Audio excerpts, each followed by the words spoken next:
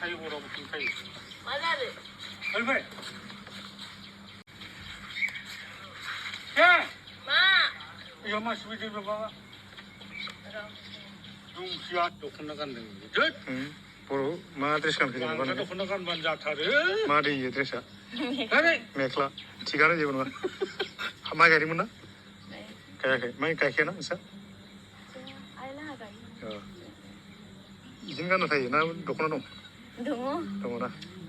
आगर गुबैनि दख'ना दं ओइ सेंग्रा ना सिख्ला मा मोनबोखोलै मोजां बुस्थु मोनबोबाय माथो ओमफ्राय नोंसा मालिकफ्रा मा मा मावो जेनेबा ओरैनो बाहेरायाव थायो जेराव थायोना दे जाबाय दे जेबो नङा मानसिखौ नुबाय बेनो धन्यबाद सेंग्राखौ नुबाय बेनो धन्यबाद माबानो खोन्थाहरदो थादो दे खुलुमबाय लोगोफोर बे समाव नोंथांमोनखौ आंनि मोनसे गोदान भिडिअ बयखौबो खनसे बरायफिननाय जाबाय आसा खालामो बयबो गेजेरजों मोजाङै दं लोगोसे आं नोंथांमोननि अननाय सापर्ट लोगोसे इसोरनि जोबोद मोजाङै दं ना आंनि बे भिडिअखौ नोंथांमोननि सिगाङाव लाबोनायनि मेन कारनानो जाहैबाय नैबे जोंनि गगामुख हालाम धेमाजि डिस्ट्रिक्टनि सिङाव थानाय कारसला होननाय गामिनि बे भिडिअ थ' सासे ब्रादारा आंखौ फन खालामनानै मोनसे भिडिअ खालामनो खावलायहरदों आरोना बे भिडिअनि मेन टपिक्सखौ नोंथांमोना थाबनो नायनानै एसे हमनो हाखाबाय जानांगौ आरोना थ' आं बारा नोंथांमोननो फोरमायबाय थालायलिया आरोना नोंथांमोना बे ब्रादारनिफ्रायनो आं मोजां कल खालामनाय डिटेल्सखौ नोंथांमोननो कल खालामनानै खोन्थानोसै आरोना ओमफ्राय ब्रादारा मा रिकुवेस्ट खालामो मा नोंथांमोनखौ मा खावलायो नोंथांमोना एसे खोनासंनानै ब्रादारखौ एसे बर' फिसा हिसाबै हेफाजाब होबानो जाबाय ना गासै खोथाखौ आं दा ब्रादारजों रायलायखांनायनि उनाव एसे रायलायबावनोसै नोंथांमोना खोथा खोनासंलांबानो जाबाय ना आं गिबियाव ब्रादारजों कल खालामनानै रायलायनोसै ब्रादारा मा होनो खोनासंबानो जाबाय Karsola.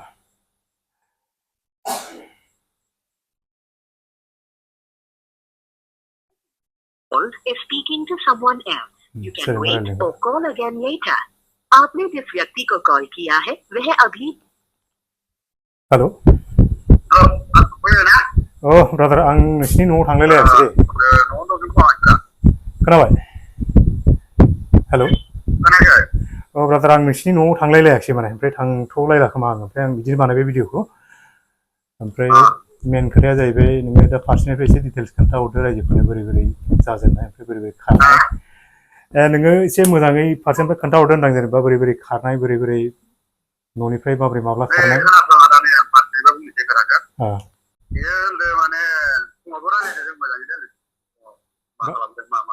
गावजों रायलायदों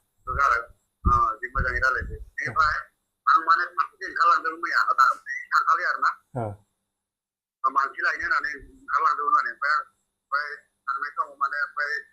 आंनाबो फैसा गैया फैसा होयो आं बेयावनो 100 थाखा सोना हरदो 100 थाखा फैसा सोना हरदो ओमफ्राय आंखौ बुंदों आं माइरं लायनो थांनि आबै आबौनाव बर' मोनो माने जेनाव माइरं ओमफ्राय बर'माव ओमफ्राय आं माइरं लायनो थांनि आं आबै आबौनाव लाबोगोन होनना बुंदों आरो ओमफ्राय बुंबाय माने जाबाय ओमफ्राय आं दानहरबाय फन दानहरबाय आरो ओमफ्राय थायै थानानै ओमफ्राय 2 थाखा फन हरबाबो रिसिभ खालामा फन हरबाबो रिसिभ खालामा माने जिमान हरबाबो रिसिभ खालामा माने भिडिअ'बो सोआ माने खस्थ'बो खालामो माने एसे फनखौल' रिसिभ बानाया आरोना बानाया माने बेनिफ्राय आरो ओमफ्राय खयथासोआव जाबाय गंसे मानसियाबो हरबाय गंसे मानसियाबो फन हरबाय एकदम फेमिलियाबो हरबाय सोरनिबा असिनाखि नाम्बारखौ हरदों माबादों ओमफ्राय हरनि 9टा ना 10टा बाजियाव मबाइलखौ सुइच अफ खालामो एसे खुलियो एसे वाट्सआप फैयो आरो सुइच अफ खालामो आरो खुलियो बिदि जाबाय थादोंमोन माने साननिया एखेरा बिदि जादों आरो खुलियो आरो बन्द' खालामो खुलियो आरो बन्द' खालामो बे खारनाय दिनखालि नों दा कल खालामनाय दिनखालि मा थारिखमोन जेनेबा ओरैनो बे 10 तारिख नैबे अक्ट'बरनि 10 तारिख आरोना ओमफ्राय बे जेनेबा नों कल खालामनायनिफ्राय दिनखालि मोनैनिफ्रायनो माने गैला आरोना बे आच्छा ओमफ्राय दासिम बिदि पुलिसनाव माबा एफआइआर होनाय जाबाय नामा ओमफ्राय बिदि खबर जेनेबा बिनि मेन न'आव बबेहायमोन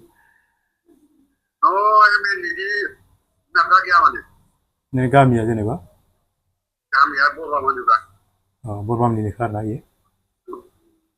ओमफ्राय दे नोंनि नामखौ खोन्थाहरदो दे आंनि नामा माबा सक्तिमान होनोलै ओमफ्राय बिफानिया जोंहा बिनुत बिनुत ओमफ्राय गामिया साइकेला बसुमतारी गोजा आरो ओमफ्राय जोंहा इना मानाखि ओमफ्राय गामिया रजनिपुर रावजानिफोर कारसलानिफ्राय खारबोनाय आरो ना ओमफ्राय बे हिन्जाव खारनायनि नामखौ खोन्थादो हिन्जाव खारनायनि नामा आंनोबा जेनेबा बे हिन्जाव जाय हिन्जाव खारदों नोंनि हिन्जावनि नामखौ खोन्थादो बेयो हा हा गीतांजलिबो होनो ओमफ्राय लिलिबो होनो माने नामाव ओरैनो गाबदो गाबदो ओमफ्राय नामा जाहैबाय आदसा आदसा ओमफ्राय फिसालानि नामा जोंना अनिरुद्ध बे सासेल'मोन आरोना फिसालाया सासेल'मोन ओरैनो बेसेसो गोबाव जाखोमोन जेनेबा नोंसिनि हाबाया लालायनाया जेनेबा हाबा जानाया लकडाउनाव जादोंमोनलै लकडाउन समाव जादों 2020 नायनानै लायनाय ना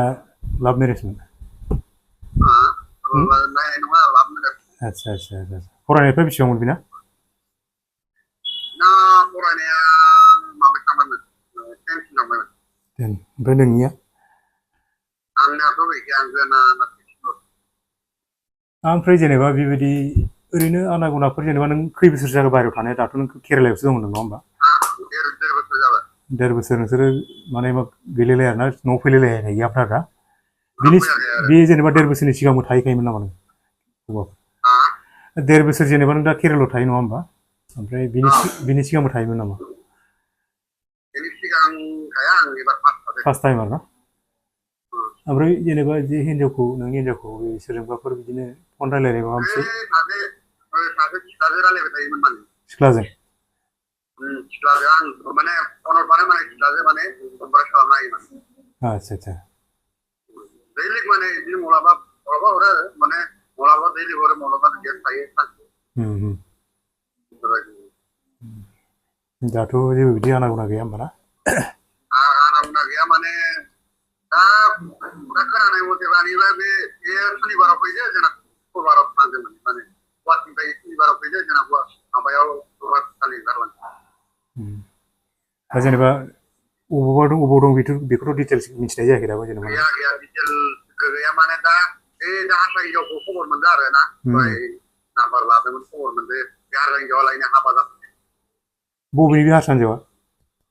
बे गुवाहाटिनि आरो गुवाहाटि होननाय बे हारसा हिन्जावा गुवाहाटिनिखा आदसा आदसा आदसा माने ओरैनो माने बुंबाय थायोखायो आंखौ एकदम माने सेंग्रा सिख्ला गोसोथोनाय बायदि जोङो होलायबायलै होननाय माने बेफोरबायदि बाथ्रा बुंबाय थायो माने माने जों गारनो हालायला मालायला बेफोरबायदि बाथ्रा बुंबाय थायो माने हौवा हिन्जाव बायदि आदसा आदसा आंनि सिगाङाव ओमफ्राय दा जेनेबा नों हिन्जाव खारखांनायनि उनाव नों न'आव फैगोन नामा दायो नायनोसो दा खबरखौनो मोनाखै माथो ओमफ्राय जेनेबा माबा थांनांगोन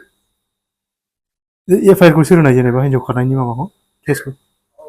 माबा जोंहा होदो ओमफ्राय गावसानि माबाखौ होदो ज'नो माने ज'नो ओमफ्राय ओरैनो गामिनि सानैसो थांनानै थांदो आदसा आदसा दे जागोन दे होमबा बिदिबा बेखिनियावनो ना निफ्रायनो खबर गैला आरो सुनिबार खालि माबायाव मोनाबिलियाव खुलिजोबा 7टा सिगाङावनो बन्द' खालामो आंनो बे जेनेबा नोंनि नाम ओमफ्राय हिन्जावनि नाम ओमफ्राय गथ'नि नाम बेखौ नोङो वाट्सएपआव टाइप खालामना हरबानो जाबाय जागोन दे थ' बेनो लोगोफोर माने आंखौ बेयाव दहाय आं न'आव थांनो होनना बुंदोंमोन आरोना ओमफ्राय बिमा बिफाया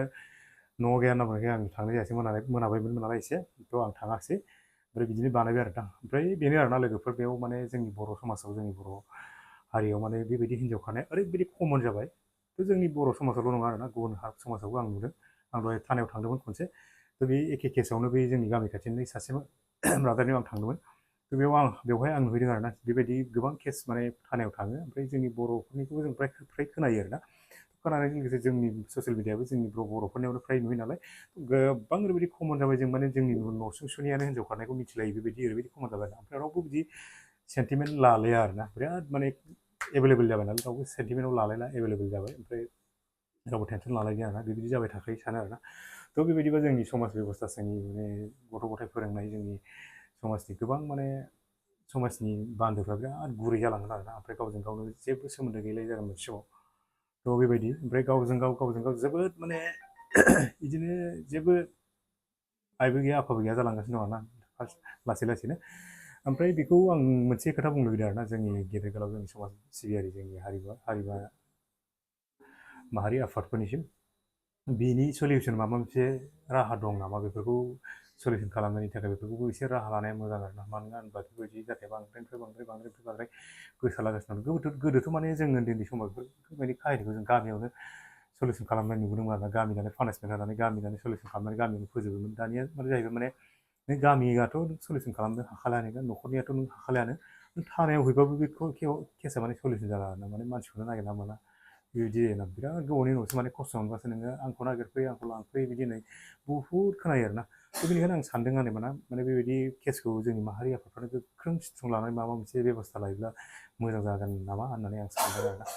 थ' आंनि जोबनायाव बेनो खावलायनाय आरोना जोंनि नैबे ब्रादारनिखौ अननानै नैबे फट'आव जिथुनाखि दहाय कन्टेक्ट नाम्बारबो होखाबाय बे कन्टेक्ट नाम्बारखौ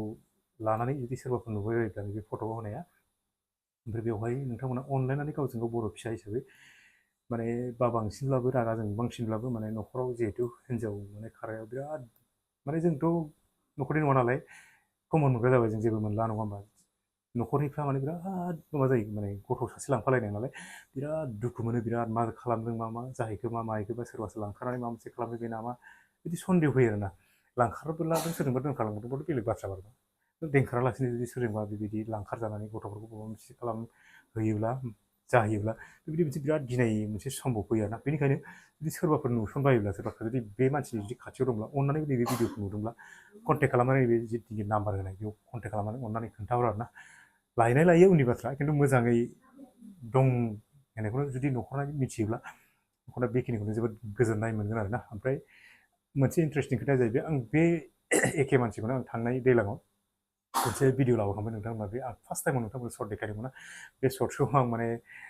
दानफ्लांना लाबाय नोंथांमोन बेखौनो आं अब्लाबो आं बे मबाइलनि थ्रुयैनो नैबे भिडिअखौ नोंथांमोना आं देखायबाय आरो नोंथांमोना नायब्लानो बे मानसियानोमोन आं भिडिअ लाबोनायाव आं माने बांद्राय गोलाव जानायखाय भिडिअखौ माने सिगां फार्स्ट टाइमाव बिदि गोलावद्राय लाबोआखैमोन आरोना ओमफ्राय बे मानसिया बुंलायलायदोंमोन जोंहानियाबो बिदि भिडिअ बानायो जोंहानि हौवायाबो होननानै आं माने अननानै गथ'खौ दे बिदिबालाय होननानै आं दे बाबानोबो खोन्थाहर दे होननानै आं खोन्थालाय बुंलायना लास्टआव भिडिअ लाना फैलायदों आरोना ओमफ्राय बे मानसिखौ बेबायदि इसेबां बिदि जागोन होननानै आं सानाखैमोन आरोना थ' ओमफ्राय जोबनायाव बेबो मोनसे खोथा आं जोंनि बायजोआव माने बिसि फिसाय गारनानै बिसि फिसा गारनानै थाहैग्राफोरनिसिम ब्रादारमोननिसिमबो मोनसे खावलायनाय नोंथांमोना जुदि रांखावरि आरजिनो गोसोब्ला जायगायावनो जेसेबां हायो आरोना जेसेबां खम फैसाजोंब्लाबो जायगायाव आरजिनो हानायखौनो नोंथांमोना फार्स्ट खामानिखौ मावो आरोना नों बिसि फिसाय बायजोआव थानानै आथिखालनि जुगाव बिसि फिसाय नोङो बायजोआव थानानै खामानि मावनानै नों रां आरजिनाया बहुद रिस्क जाबाय गावजों गाव माने बिराद एसेयावनो एसे सोमोन्दो गारलायनानै बिदि दोनखालायनाय मालाया बिराद कमन जाबाय ना थ' बेफोरबायदिखौ जों जुदि जायगायावनो थानानै जुदि खामानि मावोब्ला जायगायाव नों सानैजों अनलायनानै जुदि खामानि मावनायनि बेब'स्थाखौ नों लाजि बांसिनबाबो फिसा खामानिब्लाबो जुदि मावोब्ला बेबायदि जाथाया खम जागोन होननानै आंनि माने माइन्डआव बेबायदि फैबाय थायो आरोना थ' बेनिखायनो आं बायजोआव थानाय बिथांमोनखौ एसे गुरै खावलायनो सोरबा हाथारिया बेलेग बाथ्रा खिन्थु नों एसे हानाय मानसिफ्रा एसे एनै मावनो रोंनाय मानसिफ्रा जायगायावनो जेसेबां खामानि मावनो हायो बेखौ नोङो फार्स्ट प्रिपारेसन खालामनानै बेखौनो नों मावोब्ला बेफोर जाथायफ्रा एसे खम जागोन होननानै आंनि माबानिफ्राय साननानै लायो आरोना थ' बेनो लोगोफोर आं माने माथो बुंबावनो नङा होमबा जोंनि कमन जाथायफोरखौ जों फारसेनिफ्राय फिरफिर माने बुजायलायनो रावखौ दरखार गैया ओमफ्राय जा मानसिफोरखौथ' मा होननो नङा होमबा गोरोंसिनसो गोजानो बुंनानै लाबबो गैया दा नोङो बे जाय खारदों बेखौथ' नों बुजायनो हाया बेबायदि नों बुजायनो हाग्रा मानसिबा बेबायदि जाया बेफोर आरोना ओमफ्राय बेफोरखौ नोङो जाय माथो बुंनांगौ नङा होमबा जोबनायाव आं बेखौनो खावलायनाय जाबाय जाय बिथांमोना नुदों अननानै जा ब्रादारा खावलायबाय जिहेथु नङा होमबा जोंनि बर' फिसा हिसाबै गाज्रिबाबो मोजांबाबो न'खराव हमना लायनाय उननि बाथ्रा बे माने जुदि मोजाङै दं होननानै जुदि इनफरमेसनखौ जुदि मोनोब्लानो गोसोआव माने न'खरनि गोसोआव माने मोजां मोनगोन आरोना थ' आं बेखिनिखौनो नोंथांमोनसिम आंनि फालनिफ्रायबो आंनि चेनेलनि फालनिफ्रायबो नोंथांमोननिखौ गुरै खावलायनाय जाबाय आं जोबनायाव बयनिसिमबो खनसे खुलुमनानै आं बेखिनियावनो बिदाय लाबाय जाय नायदों बयनिसिमबो खनसे थेंक इउ फर वाचिं